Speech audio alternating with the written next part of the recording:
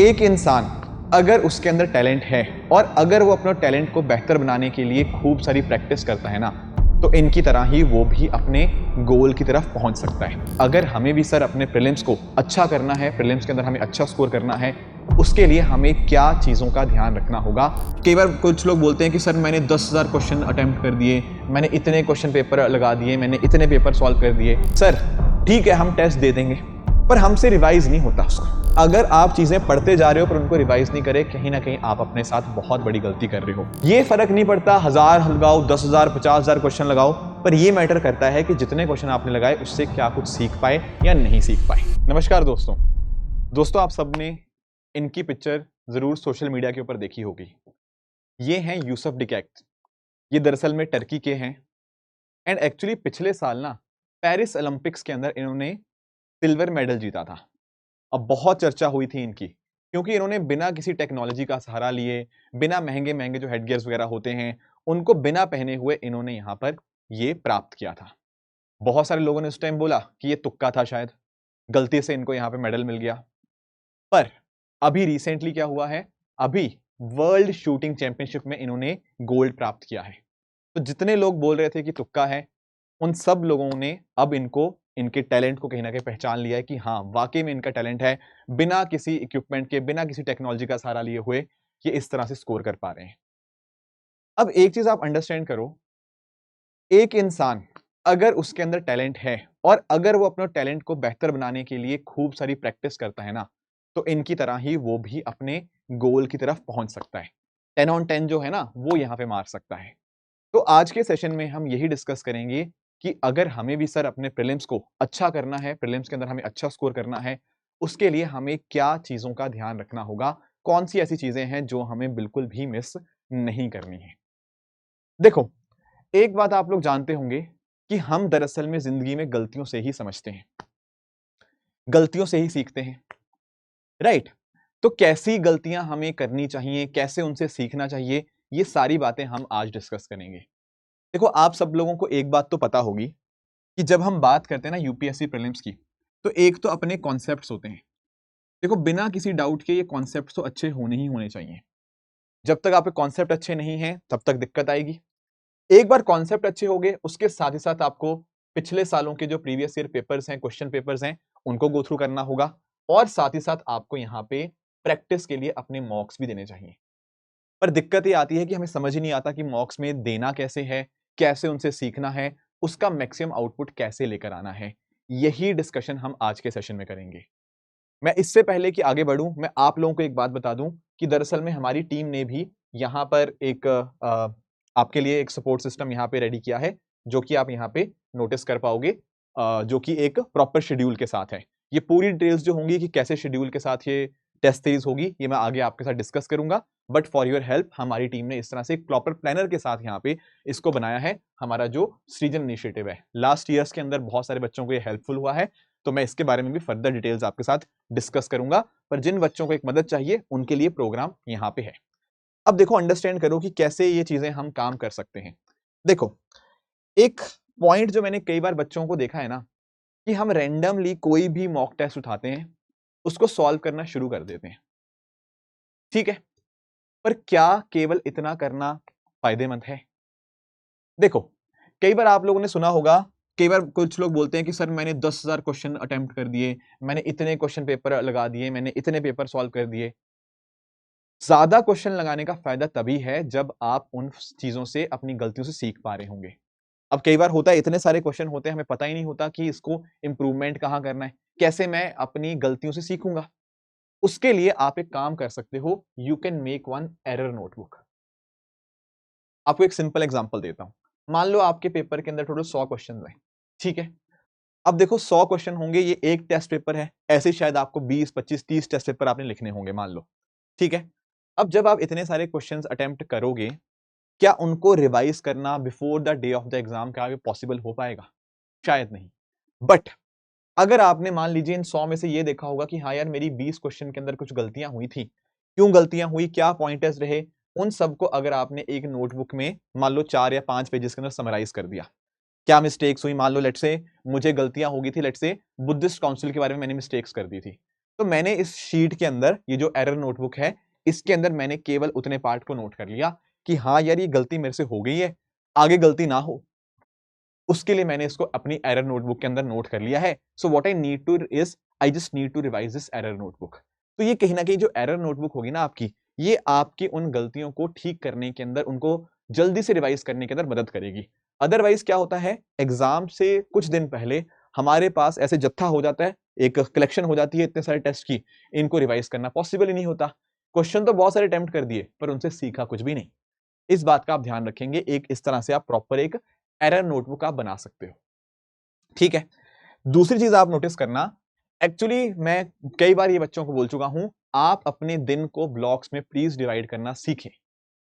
आप अपने दिन के कई हिस्से बना सकते हो, इट कैन बी 3 और 4, बट ध्यान रखना आपके जितने भी दिन के हिस्से बने, मे बी हो सकता है एक पर्टिकुलर ब्लॉक में आप जीएस पेपर को पढ़ रहे हो, मान लो आप पॉलिटी रिवाइज कर रहे हो, जो भी आप रिवाइज कर रहे हो, एक में हो सकता है कुछ बच्चे अपने सी सेट या करंट अफेयर्स आपने पढ़ रहे हो, कुछ बच्चे अभी भी होंगे जो अपने ऑप्शनल को रिवाइज कर रहे होंगे, दैट्स फाइन, वो अलग अलग ब्लॉक सही है, कोई दिक्कत नहीं है उनमें।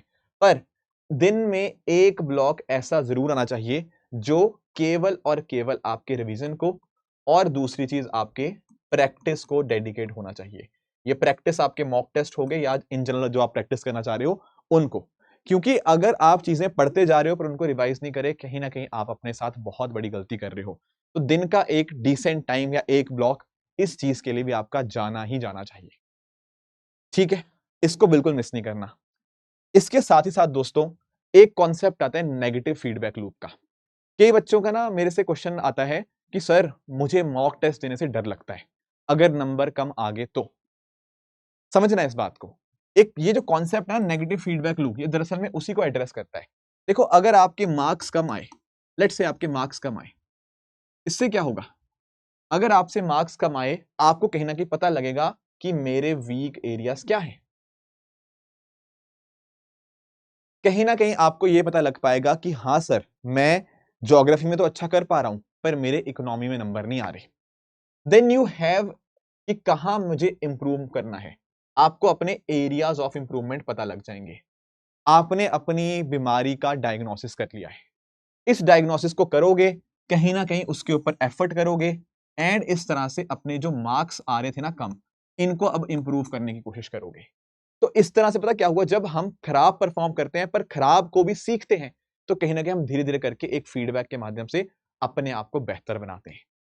अगर आपको ये डर है, ये डरने की बिल्कुल जरूरत नहीं है, ये बल्कि आपको फायदेमंद ही रहेगा अगर आपके नंबर कम भी आते हैं, क्योंकि उससे आपके इंप्रूवमेंट होने का स्कोप बहुत ज्यादा बढ़ जाता है। अब दूसरी बात आती है कि सर अगर नंबर मेरे अच्छे आ रहे हैं मॉक्स के अंदर, तो देखो नंबर अगर मॉक्स के अंदर अच्छे आ रहे हैं तो पॉजिटिव फीडबैक लूप है। अगर आपके नंबर अच्छे आ रहे होंगे, कहीं ना कहीं आप मोटिवेट होंगे कि यार मैं तो बहुत अच्छा कर रहा हूं, let us keep on pushing harder, हम और मेहनत करेंगे ताकि उस अच्छे स्कोर को हम मेंटेन कर पाए या उससे भी बढ़िया हो पाए। तो एक पॉजिटिव लूप आ जाती है कि पहले मेरे अच्छे नंबर आए हैं, उसको मेंटेन करना है, उसको मेंटेन करने और मेहनत करनी है, तो कहीं ना कहीं वो भी आपको यहाँ पे पुश करेगी और एफर्ट करने के लिए। तो ईदर वेज अगर नंबर कम भी आ रहे हैं, नंबर ज्यादा भी आ रहे हैं, उससे बिल्कुल भी घबराना नहीं है, बल्कि उसको आगे अपने आप को बेहतर मोटिवेट करने के लिए, बहुत बेहतर मेहनत करने के लिए मोटिवेट करने के अंदर उसकी इस्तेमाल करनी है। इसके साथ ही साथ एक मुझे कई बच्चों का डाउट आता है कि सर ठीक है हम टेस्ट दे देंगे पर हमसे रिवाइज नहीं होता उसको, हम रिवाइज नहीं कर पाएंगे उसको, हम ये एरर शीट वगैरह नहीं बना पाएंगे, ये सब चीजें हमसे नहीं होंगी। देखो इसके लिए एक जो चीज आप कर सकते हो that is you can prepare some of the voice notes. What happens is कि कई बार हमें रिवीजन करना मुश्किल लगता है, पर आजकल जैसे आप पता क्या कर सकते हो, सिंपली जैसे मैं आपको बताता हूं, जैसे मान लो ये आपके फोन है, अब फोन में जैसे व्हाट्सएप में भी आपका ना वो होता है ऑडियो नोट का, तो सिंपली आप ना अपने ऑडियो नोट्स भी रिकॉर्ड कर सकते हो।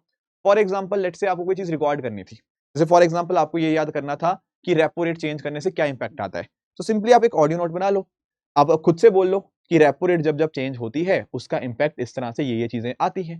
तो ऐसे आपने 4-5 पॉइंटर्स आपने यहाँ पे बोल दिए, तो कहीं ना आपने ये जो आपको दिक्कत आ रही थी पहले एक शीट बनाने की, वो कहीं ना कहीं प्रॉब्लम को आपने यहाँ पे इस तरह से वॉइस नोट्स में कन्वर्ट कर लिया उस चीज को। उससे क्या हुआ, शाम को आप कभी वॉक कर रहे हो, कहीं बाहर जाना है, कभी मेट्रो में हो, तो कहीं ना कहीं आप उन वॉइस नोट्स को सुन सकते हो एंड उसी के माध्यम से आपने उनको रिपीट कर लिया, आपके दिमाग में वो कंटेंट बार बार गया और कहीं ना कहीं चांसेस ज्यादा रहते हैं वो चीज ज्यादा रिटेन करने की।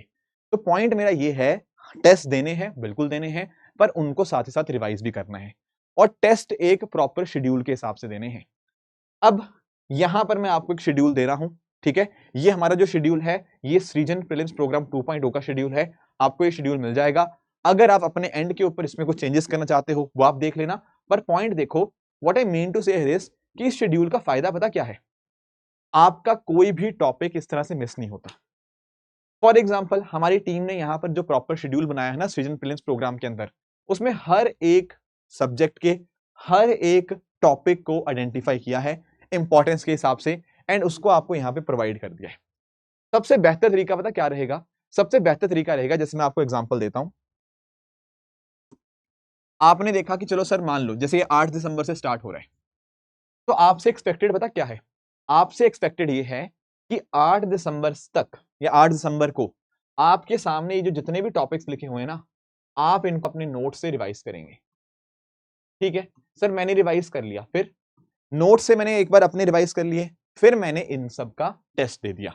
जब मैंने टेस्ट दिया, नंबर खराब आए तो नेगेटिव फीडबैक लूप, कहीं ना कहीं वो आपको बताएगा कि भाई आपको ना अमेंडमेंट ऑफ द कॉन्स्टिट्यूशन नहीं आता, या फिर आपके लेट से सेलिएंट फीचर ऑफ कॉन्स्टिट्यूशन में कोई ना कोई कमजोरी, कोई ना कोई कमी है। तो यू नो कि आपके एरियाज ऑफ इंप्रूवमेंट क्या है, तो उसको वहीं पर इंप्रूवमेंट करने की कोशिश करो। साथ ही साथ ये जो भी आपको दिक्कतें लगी हैं, या तो उनको एरर शीट के अंदर नोट कर लो या फिर आप उनके वॉइस नोट बना लो, ताकि आपको आगे जाके उनको रिवाइज करने में कोई दिक्कत ना आए। राइट, सेम यही चीज अगले दिन के लिए करनी है, सेम यही चीज अगले दिन के लिए, सेम यही चीज अगले दिन के लिए। ऐसे पता क्या होगा, आपके पास एक प्रॉपर स्ट्रक्चर चीज आ चुकी है, क्या पढ़ना है, कब पढ़ना है, कैसे रिवाइज करना है, कैसे कैसे अटेम्प्ट करना है, कैसे इंप्रूवमेंट करनी है, वो सारी चीजें आपको पता लगती जा रही हैं। ध्यान रखना, it is the quality that matters as compare to quantity. ये फर्क नहीं पड़ता 1000 लगाओ, 10,000, 50,000 क्वेश्चन लगाओ, पर ये मैटर करता है कि जितने क्वेश्चन आपने लगाए उससे क्या कुछ सीख पाए या नहीं सीख पाए। ठीक है, लाखों क्वेश्चन लगाने से का कोई फायदा नहीं है अगर आप उनसे कुछ सीख ही नहीं रहे हो। तो सीखना अपने आप में बहुत बहुत ज्यादा इंपॉर्टेंट है। तो ये जो शेड्यूल होगा मैं आपको ये प्रोवाइड करवा दूंगा, ठीक है, नीचे डिस्क्रिप्शन के अंदर। और साथ ही साथ ना इस शेड्यूल के अंदर पता क्या है, इस शेड्यूल के अंदर दोस्तों यहाँ पर प्रॉपर हमने जैसे संडे की आपको लीव, यहाँ पे प्रेपरेटरी लीव आपको मिल जाएगी। इस तरह से प्रॉपर हर एक सब्जेक्ट का, जैसे पॉलिटी का ये पूरा शेड्यूल है, इसके बाद आपका आगे ज्योग्राफी का आ जाएगा, है ना। इस तरह से आपके बाकी और सब्जेक्ट्स वगैरह भी, यहाँ पे मॉडर्न इंडिया हो गया, ये सारे जो भी प्रॉपर है इस तरह से यहाँ पे कवर्ड है। राइट, बीच बीच में आपको सेक्शनल टेस्ट भी यहाँ पे मिलते रहेंगे, करंट अफेयर्स के क्वेश्चन वगैरह भी यहाँ पे कवर्ड रहेंगे, और साथ में ही ना इसमें यहाँ पे सीसेट का भी सिलेबस दे रखा है। जैसे फॉर एग्जांपल नंबर सिस्टम के टॉपिक्स हैं यहाँ पे, बाकी एचसीएफ एलसीएम हो गया, ताकि आप उनकी भी प्रैक्टिस कर पाओ। सो पॉइंट यहाँ पे इस प्रोग्राम का ये था कि आपको एक प्रॉपर शेड्यूल दिया जा पाए, आपको अपनी प्रेपरेशन को स्ट्रेंथन करने के अंदर मदद करी जा पाए, ताकि आप चीजों पढ़ो भी, उनको टेस्ट भी उनके लगाओ, उनसे सीखो भी, और कहीं ना कहीं अपनी अंडरस्टैंडिंग को और ज्यादा बेहतर कर पाओ। That is the whole purpose of this particular initiative.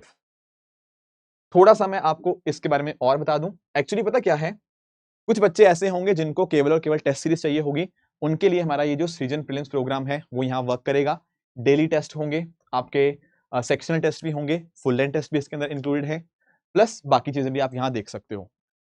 कई बच्चे ऐसे होंगे जो चाहेंगे कि सर बाकी सब तो सही है, पर हमें अगर वीडियोस मिल जाती उसके कंटेंट को रिवाइज करने के लिए, कि मान लो लेट से मुझे कोई टॉपिक पढ़ना है, I want to go through some videos, तो अगर वो मुझे मिल जाता तो बिल्कुल दोस्तों वो हमारा कवर रहेगा सृजन प्रीलिम्स प्रोग्राम के साथ जो सिलेक्ट 360 का ऑप्शन है। इसके अंदर पता क्या होगा, आपके लाइव वीडियो लेक्चर्स होंगे, जहां पर वो टॉपिक्स को आप फैकल्टीज के साथ यहाँ पे उनको पढ़ सकते हो, एंड अकॉर्डिंगली बाद में आप उनके फिर टेस्ट दे देना। कहने का मतलब पता क्या है, ये सब चीजें तो है ही हैं, उसके साथ ही साथ आपको यहाँ पे लाइव वीडियो लेक्चर्स भी इसमें मिल जाएंगे। कुछ बच्चे ऐसे होंगे जो चाहेंगे कि सर हमें 1-to-1 मेंटरशिप, वीडियो मेंटरशिप भी चाहिए, ताकि हमारी कभी कुछ मिस्टेक्स हो, अपने आप को इंप्रूव करना हो, हमारा एक प्रॉपर रिपोर्ट कार्ड बन के आ जाए, जिसको माध्यम से हम मेंटर के साथ डिस्कस कर पाए अच्छे से डिटेल के अंदर कि और क्या क्या चीजें बेहतर होनी है। तो उसके लिए हमारा सिलेक्ट 360 प्रो भी यहाँ पे आता है, जिसके अंदर हमारा जो साथी मेंटरशिप प्रोग्राम है वीडियो मेंटरशिप वाला, वो कवर रहता है। सृजन प्रीलिम्स तो है ही है, जो आपके टेस्ट होंगे, वीडियो लेक्चर्स भी होंगे, एंड साथ साथ आपका साथी मेंटरशिप प्रोग्राम भी आपको यहाँ पे देखने को मिल जाएगा। राइट, अब ये जो पूरा प्लान बनाया गया है ना, ये दरअसल में पूरा फेजेस के अंदर है। जैसे अभी 8 दिसंबर से लेकर 15 मार्च तक आपका ये पूरा चलेगा, जहां पर आपके sectional test, subject completion test होंगे, यहाँ पर आपके रोज टेस्ट हुआ करेंगे, ऐसे टोटल 67 टेस्ट होंगे, राइट। 7 सब्जेक्ट कंप्लीशन टेस्ट, मान लो ज्योग्राफी कंप्लीट हो गया, उसके रिगार्डिंग टेस्ट हो गया।